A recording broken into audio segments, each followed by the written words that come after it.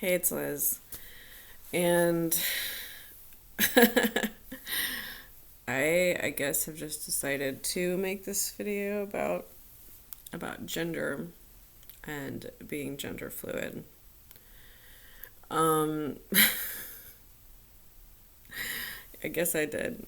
I've really hesitated to talk about this for reasons that I will get into momentarily. Um but I don't want to I'm not calling this a coming out video because it's really not. I've never been secret. It's never really been a secret. It's just not something that I tell very many people. I realize that might not seem like a meaningful distinction, but it is to me because I don't feel like I'm hiding it. It's just not something that I'm explicit about all the time. Um, so let's talk about it. So let's start by talking about when I was younger because that kind of contextualizes things for people. It makes it more real for people if it's not something you sort of just discovered, which I'm not saying that really makes things more real. I'm just gonna explain. So, geez, ever since when I was like a kid, I wasn't I wasn't confused about gender or whatever. I'd say my interests and my presentation were pretty androgynous for the most part. I mean, I had long hair, but I don't know. I was neither very feminine nor very masculine. Um, I didn't think about it. Whatever. And then as a as a well, when I got to puberty, before I was even a teenager, I guess I was probably 12 or something, because I'm thinking like fifth grade.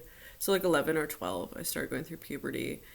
And I remember that's when I started, uh, like, I noticed about myself that I would one day be sort of feel and present very femininely. Like I'd be covered in jewelry and I'd just, my natural way of wanting to express myself was in a very kind of feminine way, and I'd hang out with girls and I'd do that. I would perform that, and that would be what came naturally to me that day. But then another day, I might show up in very, masculine dress, no jewelry, really feeling boyish, and I would spend my time hanging out with guys, and I would feel very at home with them. And I would just express myself in a very male, masculine way, and that's just what was like. Again, I observed this about myself, but it wasn't something I was trying to do. It's just how it was. Um, and nobody was getting upset at me about it or telling me not to. I mean, my parents are not super rigid, I guess, in their ways of thinking about gender. So, um, it wasn't. Nobody at all called it to my attention that I was doing something weird, but it's just something I noticed that it would, and of course there was in between spaces too, but it would fluctuate. And there were definitely times when, as I got a little older, that I really tried more to conform to the social expectations of girls, and be accepted as sort of a normal girl. And that didn't pan out for me. Uh, and I think, I can't really ignore that there's a role that being on the autism spectrum plays in all of this, because I know that, like, you know, people on the spectrum are a lot more likely to not identify with traditional gender and traditional gender roles and identity, and expression and all that. Like, we tend to not absorb social cues as much as other people. So it makes sense that we would not absorb this all of this unconscious information about gender that everybody else is absorbing really rapidly. And internalizing very deeply. Like, we don't maybe we also don't internalize it as deeply as other people. Because I think a lot of autistic people, even autistic people who routinely present in a way that's very typical of their whatever assigned gender, still don't really feel deeply identified with that. You know, they haven't really internalized this stuff to the level that most people do. So there's that. But it's also like, I've always felt like hormones played a part of that. Like my voice, my register kind of naturally fluctuates, but it can go very deep, much deeper than most women. You know, I grow extra facial hair. I experience a lot of different things, and when I've had, well, I'll get to that. But definitely there seems to be like a hormonal aspect to some of these fluctuations and how I feel gender wise.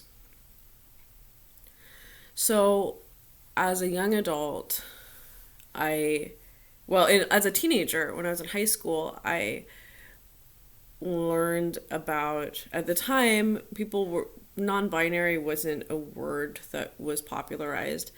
I knew the word genderqueer, and I saw that and I was like, wow, this really speaks to me. Also, gender fluid also wasn't really a term that people were using.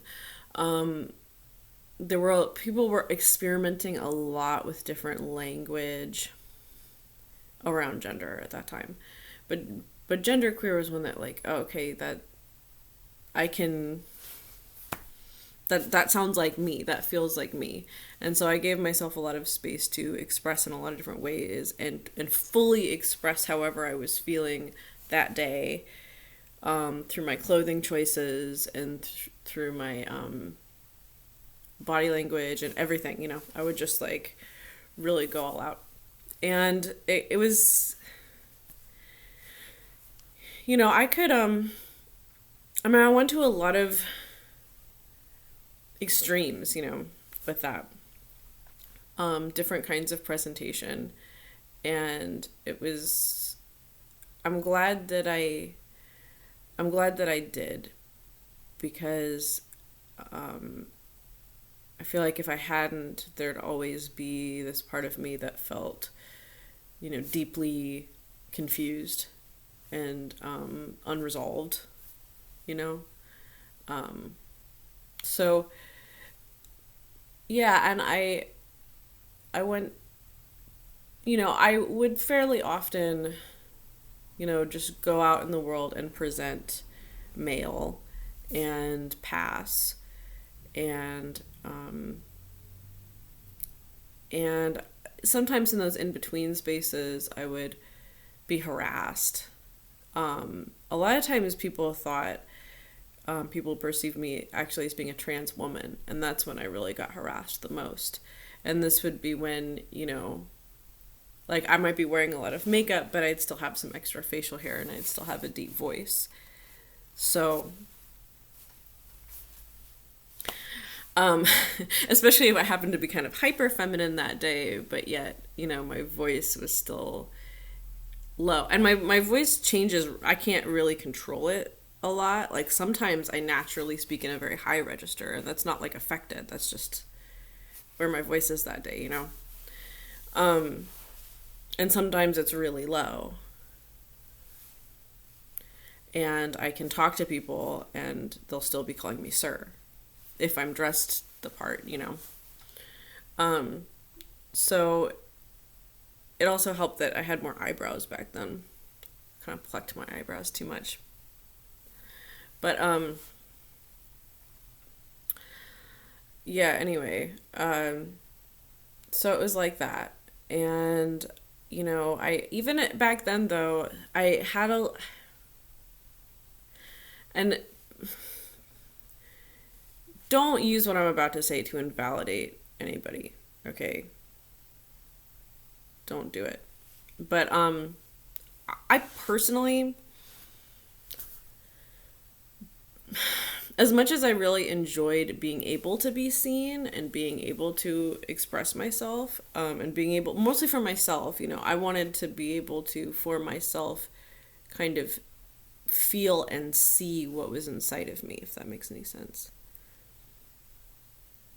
Um, it was my own personal, it was experimentation for my own personal benefit, but like, I never really cared that I was never invested really in being seen by other people like that. Like I knew at the time that some people were using gender neutral pronouns.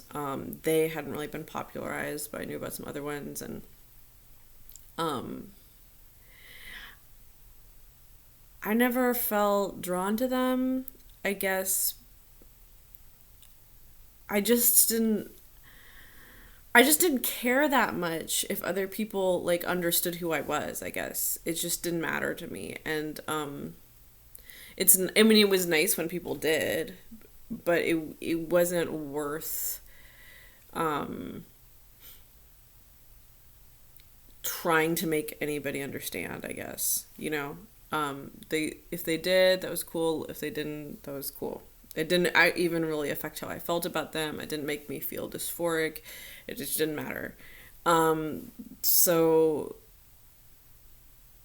yeah, it just seemed kind of whatever to me. Um, and and people I dated, it kind of varied to like whether or not they saw that side of me, or even knew about it, or were attracted to it or not. Like it varied,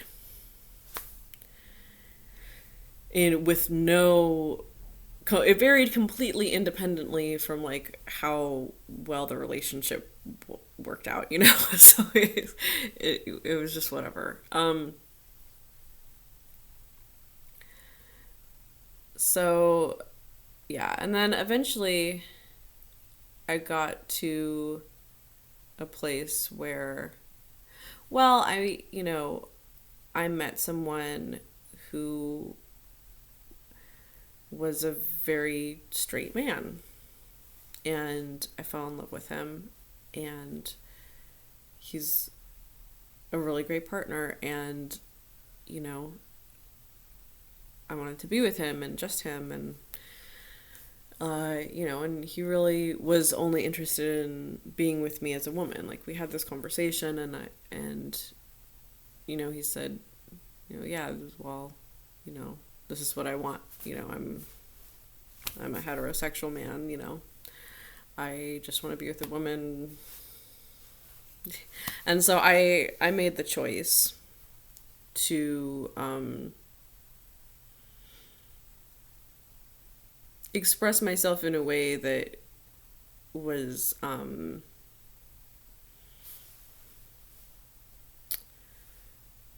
that I could call a woman, I guess. I don't know. I mean, it's kind of weirdly abstract at a certain point, but I did constrain somewhat. I have constrained somewhat my gender expression. I don't walk around, wearing like pantsuit and, pinstripe shirts, and, I don't. Well, I never really binded because I didn't need to because I'm small, but I don't know. I'm not like doing that, and I'm not, in terms of like on an intimate level, like I perform the role of a woman, but like it, but nothing's changed, like nothing's. It's not like I'm a different person, and I mean, it's weird though because for a while, for a few years there, I think my hormones changed in such a way that I mean, I felt very, very comfortable and very natural in a fairly feminine female role for like quite a lot of years in a row. Um, like there was no friction, there was no dysphoria. Just like it just was me and it was fine. I didn't think about it. I thought that maybe um, I just wasn't like that anymore or something. I really didn't know. But then after I had my daughter and my hormones started changing, and I've had a lot of health problems as a result, but along with that has come a lot of like waves of dysphoria and intense, like, all kinds of different weird hormone surges and effects from that, and some really intense feelings. And so that's been challenging.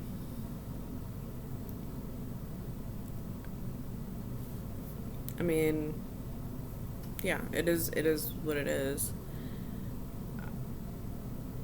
Worth it? I feel like it's worth it. I mean, I still feel like I made the right choice, but there are times when it's really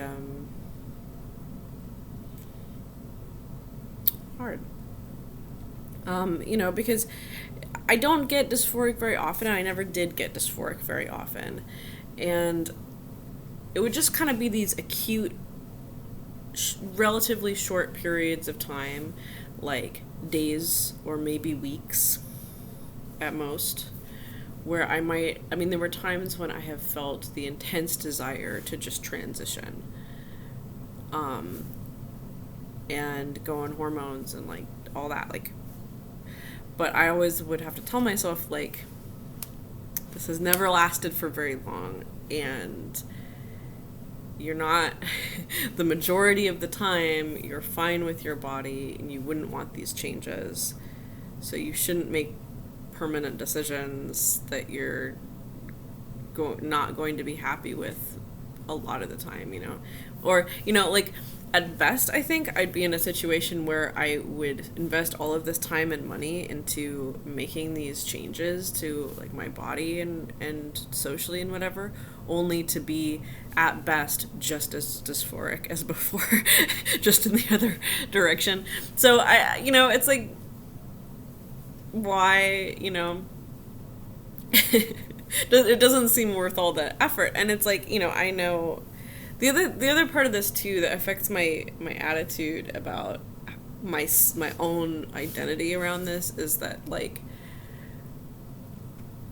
when I was discovering, this idea of genderqueer and like playing around with it and stuff, I was also friends with a bunch of binary trans people who, like, I mean, because they were my friends, I knew the kinds of things that they were going through.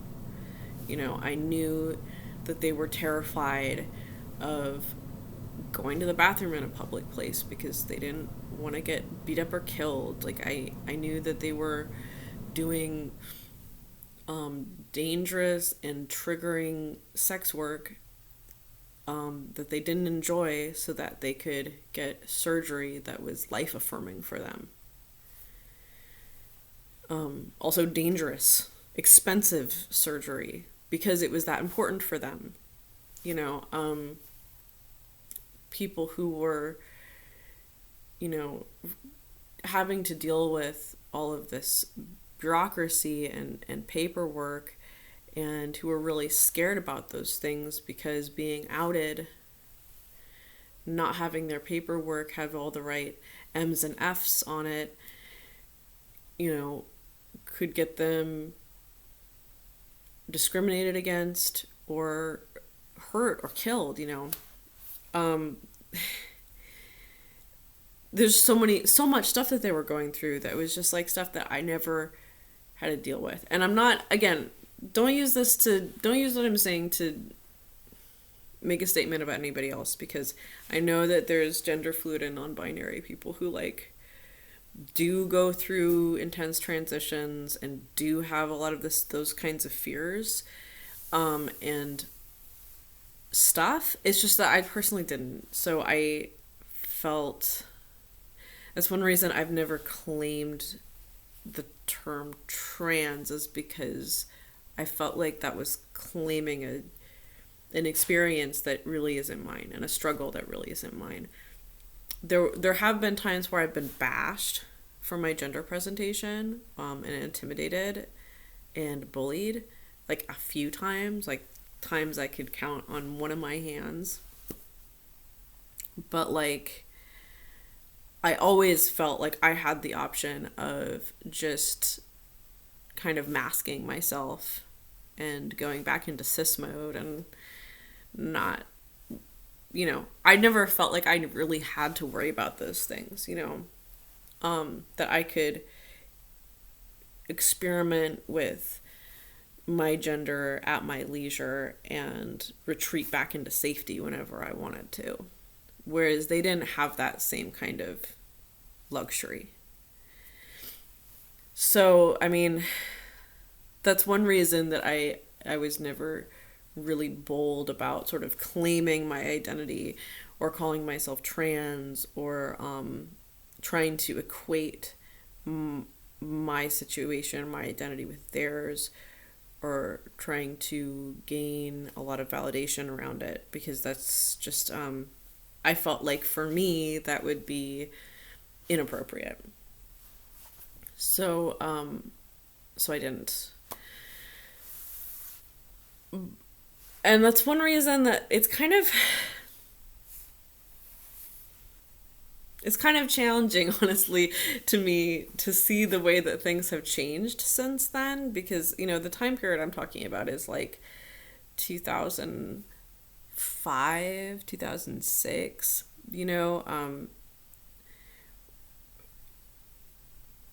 now it's like, now honestly, and I know this is gonna make me some enemies, but like I kind of cringe when I see these articles that will come out on like Huffington Post by a very, very femme assigned female person who's like going on and on about how you absolutely have to recognize that their non-binary identity is valid. And it's not that I don't think it's valid or assume that it's not valid, because it's like, I get that. That is kind of describing me most of the time, right? Like I do get that, right? But it's kind of, it seems weird to me to take up that kind of space when there's people who are being killed for who they are, and you just want everyone to recognize this obscure, confusing identity that most people are just never gonna understand. Like, why? Like, just move on with your life. Why do you need so much validation? Like, honestly. But I know that's my that's my honest opinion, for better or worse. But I mean, again, I'm not saying this to invalidate anybody. I just sort of question, especially when those people are white, I kind of question the extent to which they're kind of, because I've just noticed that white people in leftist circles specifically really like to sort of claim the most marginalized status they can, no matter how tenuous the threads are there, it's like, yeah, I don't know. It sketches me out. It's not a choice I would make. Okay, that's as charitable as I can be about it. It's not a choice I would make. But, again, not all non-binary people have, I mean, I know one person, for instance, who, they're a really interesting they have a really interesting situation. I'm not going to go into all the details, but there's like me, there's like medical layers to how their identity has developed the way it has. Like they're not intersex, I think, the way that intersex is currently defined, but they actually need to be on hormone replacement therapy to live. But that, and they've gone through some, surgical transition steps, and they have really a lot of really intense psychological needs in terms of being validated. So, you know, I do think it's I do think it's important to give people the benefit of the doubt, and not make those kinds of assumptions in general. So I'm very conflicted, I guess is what I'm saying. I have a lot of really mixed feelings, and I've internalized a lot of really mixed feelings about all this over the years. It's just, it's confusing.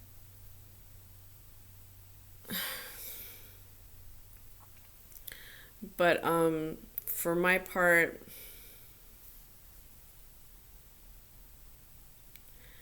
I don't know. Like it's just weird. Like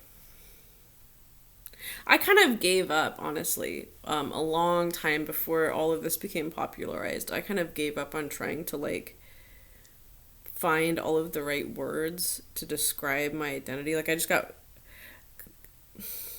got bored with it, you know?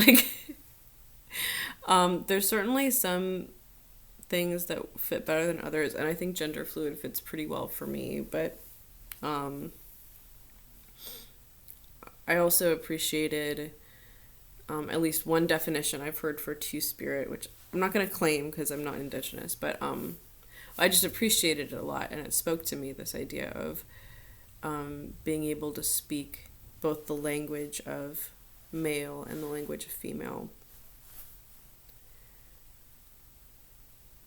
Because I do feel like I can very viscerally relate to both sides.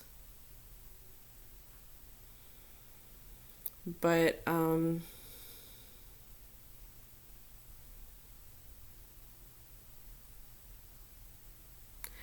I don't know. I don't have any like final words of wisdom about this. I don't understand it. I feel like there's a physical basis for it in my case, but I don't understand what it is, and I don't really know what to do with it at this point in my life because I've very much committed to, womanhood. Um, so I guess I'm a woman with wildly varying gendered characteristics. Guess. I don't know. So that's me. Please don't hate me for my opinions. But let me know what you think in the comments.